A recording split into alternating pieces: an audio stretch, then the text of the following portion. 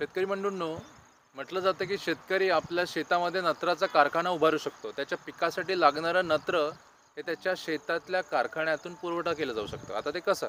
तर speak limited या कंपनीचं नीट फिक्स नावाचं प्रोडक्ट आहे. त्यामध्ये रायझोबियम नावाचा जीवाणू आहे. रायझोबियम जापोनिकम स्पेसीज असलेला हा जीवाणू. नीट फिक्समध्ये जो जीवाणू आहे तो काय करतो की पिकं जसं की सोयाबीन, तूर, उडीद, मूग, भुईमूग, चणा जेव्हा या पिकांच्या बियाणांचा आपण बीज प्रक्रिया या रायझोबियम याने नीट फिक्सने करतोय, तर आपल्याला 2 ते 3 आठवड्यानंतर त्या पिकाच्या मुळांवर असंख्य अशा गाठी दिसतात आणि या गाठीमध्ये नत्र स्थिर केलेला असतो. मंडळी, जेव्हा रायझोबियमच्या गाठी आपण कट करतो तेव्हा आपल्याला त्यामध्ये लाल किंवा तांबडा रंग दिसतो. म्हणून आपण हे ओळखू शकतो की त्या गाठी ह्या रायझोबियमच्या आहेत. रायझोबियम नावाच्या जीवाणूला नत्र स्थिर करण्यासाठी गरज पडते ती नायट्रोजिनेज एन्झाईमची. आणि नायट्रोजन एन्झाईम हा अनआयरोबिक कंडिशनमध्ये नत्र स्थिर करू शकतो. तर मुळांमध्ये एक पिगमेंट असतो, त्याला आपण लेग हिमोग्लोबिन म्हणतो. हा लेग हिमोग्लोबिन नायट्रोजन एन्झाईमला अनआयरोबिक कंडिशन निर्माण करून देतो आणि या अनआयरोबिक कंडिशनमध्ये नत्र हे स्थिर केलं जातं. तर मुळांवर आपल्याला गाठी आढळतात आणि या गाठीमध्येच नत्र स्थिर केलं जातं. चला तर बघूया की नीट फिक्सद्वारे आपण बीज प्रक्रिया कशी करू शकतो. पीक जसे की सोयाबीनला प्रति एकरी 25 ते 30 किलो बियाणं लागतं आणि या पिकाच्या बीज प्रक्रियेसाठी आपल्याला लागणार आहे एक गोनपाट, 1 एकरसाठी बियाणं, नीट फिक्स 10 ग्रॅम, त्यासोबत 30 मिलीग्राम पॉलिमर येतं स्टिकफस या नावाचं आणि पुरेसं पाणी.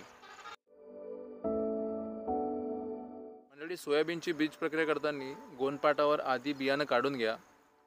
त्याच्यानंतर जे पाणी आपण पुरेसं घेतलं होतं त्या पाण्यामध्ये स्टिकफस 30 मिली ॲड करून घ्या.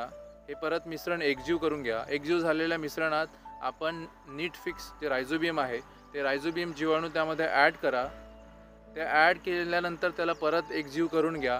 हे एकजीव झालेलं मिश्रण तुम्ही जे बियाणं गोनपाटावर काढले होतं त्यावर ते ओतून घ्या. त्यानंतर तुम्हाला ते बियाणं चोडून घेणे आहे, जेणेकरून ते मिश्रण प्रत्येक दाण्याला लागेल आणि त्यानंतर आपल्याला सावलीमध्ये 10 ते 15 मिनटं हे बियाणं वाळवून घेणे आहे. हे वाळवलेलं बियाणं तुम्ही आता सरळ पेरणीसाठी वापरू शकता.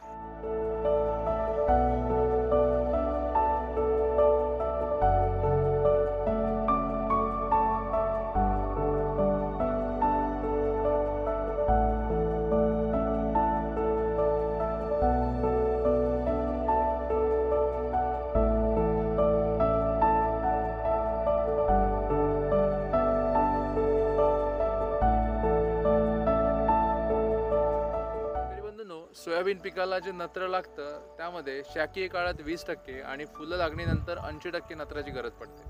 तर या पिकाच्या मुळांवर ज्या गाठी असतात त्यामधून 50 ते 75% नत्र हा पिकाला पुरवठा केला जाऊ शकतो. तर मंडळी, नीट फिक्सने जेव्हा शेतकऱ्यांनी बीज प्रक्रिया केली त्यानंतर त्यांना लक्षात आलं की 17% त्यांचं उत्पादन हे वाढलेलं आहे. तर तुम्ही पण नीट फिक्सने बीज प्रक्रिया करायला विसरू नका. धन्यवाद.